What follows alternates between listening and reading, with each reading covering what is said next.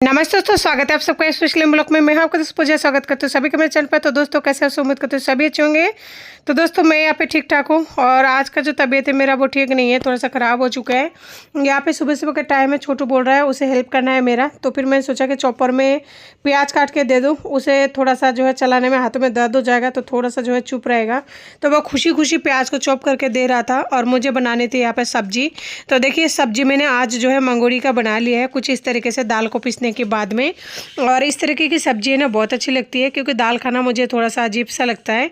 तो जब मुझे दाल खाने का मन नहीं करता ना, तो दाल को भिगोने के बाद में पीस कर उसके बाद में मसाला वगैरह ऐड करके फिर इस तरीके से सब्जी बनाती हूँ ना, तो फिर चावल रोटी दोनों के साथ में अच्छा लगता है। और आज जो है बच्चों के लिए भी मैंने रोटी नहीं बनाई है, उनके लिए भी ये नाश्ता बनाकर तैयार किए हैं। और ये जो नाश्ता है ना ये सूजी का है, बहुत ही ज़्यादा टेस्टी लगती है और इसके अंदर आलू की टफिंग डली हुई है। और सूजी की जो नाश्ता वगैरह होती है या फिर डिनर में भी अगर मैं कभी सूजी का कुछ भी बना लेती हूँ ना, तो बच्चे बहुत ही आसानी से खा लेते हैं। तो इसलिए कई बार मैं बना भी लेती हूँ ताकि छोटू को अच्छा लगता है ना, वो खा ले।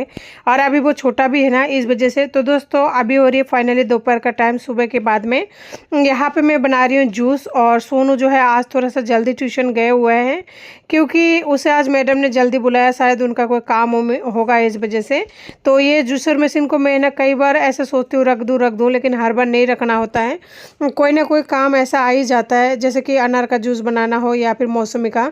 और ये मौसमी है ना बहुत पहले रखी हुई थी फ्रिज में, बड़ा फ्रिज है तो मुझे पता ही नहीं लगा कि कितने दिन पहले का है, यानी लगभग 15 दिन पहले का है। और ये नीचे दबा हुआ था तो देखने में थोड़ा सा ऐसे ही हो गया था। तो आज मैंने निकाल लिया है और सोनू घर पर नहीं है, तो हम दोनों जो है थोड़ा सा जूस बनाकर पी लेंगे। इससे मौसमी भी ख़राब नहीं होगा, काम में आ जाएगा। और मौसमी में खास करके छोटू के लिए लेके आई थी, क्योंकि उसे जूस वगैरह बहुत पसंद है। और मौसमी का जूस का तासीर शायद ठंडा होता होगा, मुझे कंफर्म नहीं पता।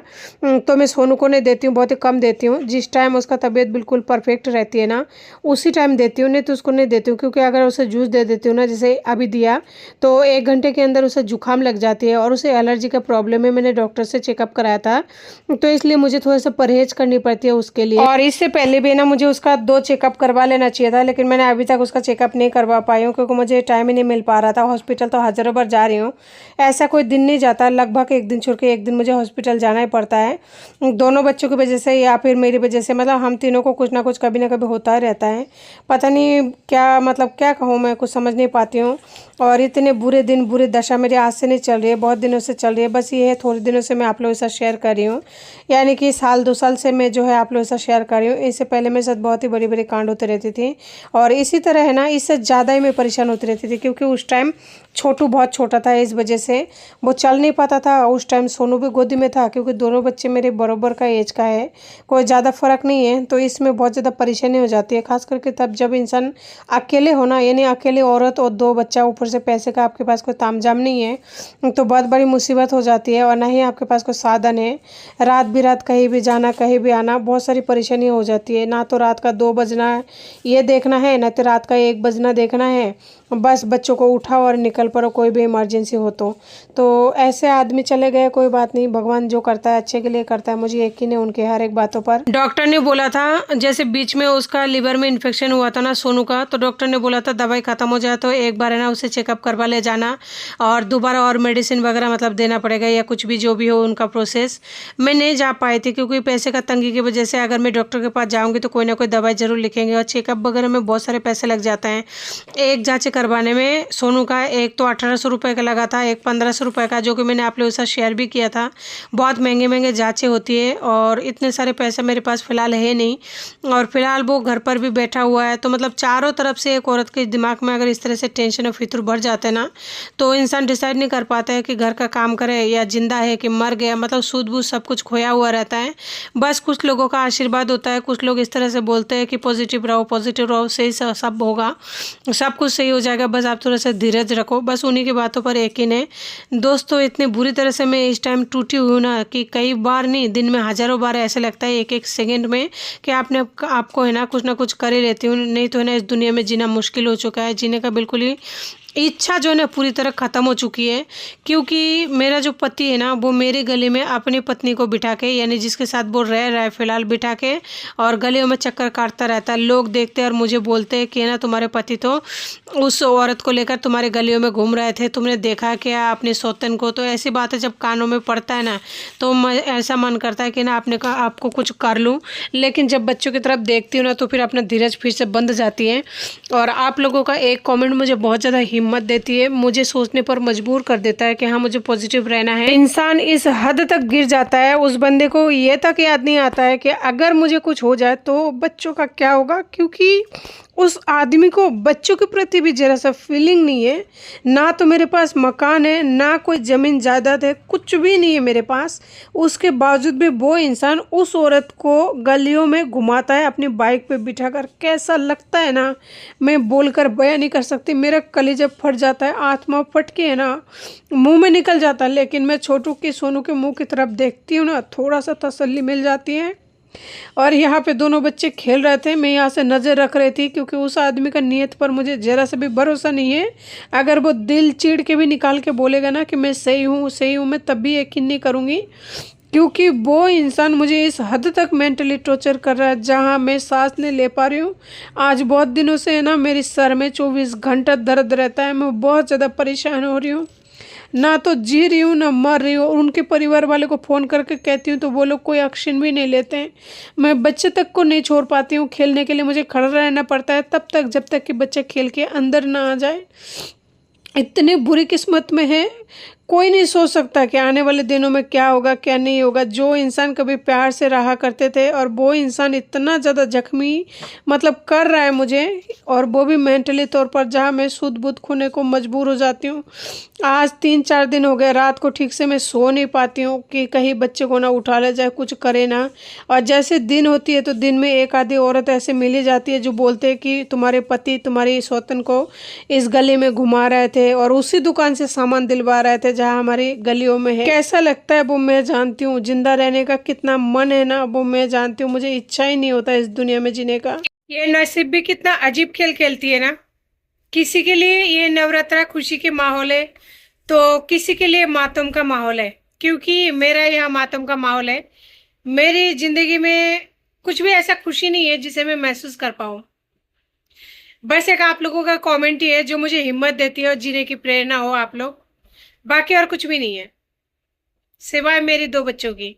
बंगालियों में जो दुर्गा पूजा होती है ना वो सबसे बड़ी पूजा होती है, और इस पूजा में सभी बहुत ज़्यादा शॉपिंग वगैरह करते हैं। कोई भी ऐसा इंसान नहीं रहता है जो बिना नए कपड़ों की या नए चीज़ों की। घर में खुशी का माहौल होता है। और राजस्थान में दीपावली का त्यौहार बड़ी धूमधाम से मनाई जाती है, बहुत ही बड़ी त्यौहार होती है। और ये त्यौहार जो है नवरात्र से स्टार्ट हो जाती है। लेकिन मेरे किस्मत में तो ना तो दुर्गा पूजा का दस्तक है और ना ही दीपावली और नवरात्र का दस्तक है। जिंदा पति होते हुए विधवा की जिंदगी जी रही हूँ। ना तो तलाकशुदा हूँ, ना तो विधवा हूँ, और ना ही पति है। तो सभी का लाइफ में हर त्योहार का अलग अलग मतलब है, तो मेरा त्योहार में तो इसी तरह के मतलब है। तो सभी इस टाइम नवरात्र मना रहे होंगे, स्वाभाविक सी बात है, नवरात्र का टाइम चला तो नवरात्र मनाएंगे। लेकिन आज मेरा कोर्ट का तारीख था, मैं आज नहीं गई क्योंकि सोनू का तबीयत थोड़ा सा नाजुक हो गई है। पर कल मुझे जाना पड़ेगा कोर्ट। देखिए ना किस्मत भी कितना अजीब है। चाहे नवरात्रि चल रहे हो, चाहे दुर्गा पूजा चल रहे हो, चाहे कुछ भी चल रहे हो, जिसका जेब में पैसा नहीं होता ना उसके लिए कोई त्योहार मायने नहीं रखता। और जिसके लाइफ में बाप नहीं होता, अब मेरा बच्चा छोटा है, वो अभी तो नहीं बोल पाता है, तो उसके लाइफ में क्या कमी है क्या तकलीफ है वो शायद वो जानता है। और मेरी ऐसी परेशानी है कि जहाँ मैं रो भी नहीं पाती हूँ, क्योंकि बच्चा बड़ा है। अगर उनके सामने रोऊंगी ना तो उनको बुरा लगेगा, क्या पता उन पर क्या असर पड़े, ये सोचकर रो भी नहीं पाती हूँ। मेरी जिंदगी एक ऐसी मोड़ पर आ गई है ना जहाँ से ना कोई रास्ता है ना कोई मोड़ है, कुछ भी नहीं है। बस चले जा रही हूँ चले जा रही हूँ। अब पता नहीं भगवान कभी इस मोड़ को खत्म भी करेंगे कि नहीं, ये तो नहीं पता। लेकिन ये जो समय है ना बहुत ज़्यादा डिफिकल्ट समय चल रहा है। बस भगवान से यही उम्मीद करती हूँ कि जल्दी से जल्दी इस समय को ख़त्म कर दे, क्योंकि और बर्दाश्त नहीं होता। टूट जाती हूँ, बहुत ज़्यादा टूट जाती हूँ कभी कभी। रोते रोते आंखों की पानी खत्म हो गया, लेकिन रोना बंद नहीं हुआ। बच्चे पूछते पूछते पूछना ही बंद कर दिया। पहले पूछा करते थे कि पापा कब आएंगे, पापा कब आएंगे, शाम होते ही पूछते पूछते अब पूछना ही बंद कर दिया। लेकिन वो इंसान वापस नहीं लौटा। सभी का लाइफ एक जैसा नहीं होता। कुछ इंसानों का लाइफ है ना, बहुत ज्यादा खराब होती है, बहुत ज्यादा खराब होती है। बस भगवान से इतनी सी बात की शिकायत है, भगवान जब आपको मेरी बच्चों को इस तरह से बाप से जुदाई करना था, तो आप उस इंसान को मार क्यों नहीं दिया, क्यों उस इंसान को जिंदा रखे हो। मुझे नहीं चाहिए मेंटेनेंस वगैरह, मुझे विधवा के लाइफ जीना मंजूर है। लेकिन उस आदमी को आप क्यों, मतलब क्यों, पता नहीं क्यों, मैं नहीं समझ पाती हूँ। और मैं कब क्या बोलती हूँ, कब क्या कर रही हूँ ना, कभी कभी नहीं समझ पाती हूँ। और आज मेरी तबीयत थोड़ा सा डाउन हो चुकी है, इस वजह से भी मैं थोड़ा सा बहुत ज्यादा, मतलब कमजोरी सा महसूस हो रहा है। ये जो नसें है ना, ये नसें बहुत ज्यादा दुख रहा है, ऐसा लग रहा है कि नस फट सा रहा है, इतना तकलीफ हो रही है। क्योंकि सारे दिन आप लगे रहो, आपको 1 घंटे के लिए भी रेस्ट ना मिले तो ऐसा ही होगा। अभी कल सुबह उठ के सबसे पहले मुझे निकलना होगा कोर्ट के लिए, दोनों बच्चों को लेकर जाना होगा। क्योंकि बच्चों को आप रोज रोज कहाँ किसको बुलाओगे, कहाँ छोड़ के जाओगे। तो भाई बच्चों का नसीब भी है ना बहुत ज्यादा खराब है, जहाँ उनको जन्म लेते ही कोर्ट कचहरी का सामना करना पड़ रहा है, पुलिस थानों का सामना करना पड़ रहा है।